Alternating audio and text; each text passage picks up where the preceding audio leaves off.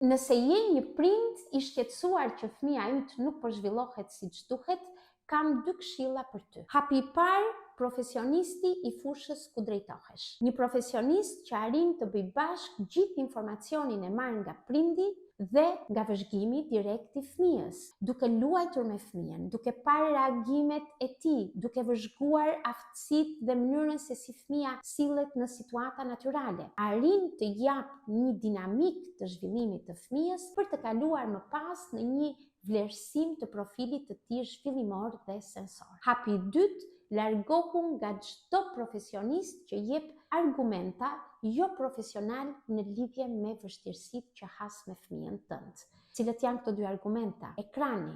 Largoni fëmijët nga ekrani. E keni lënë gjatë në ekran dhe fëmia tashmë ka pengesa në zhvillim. 2.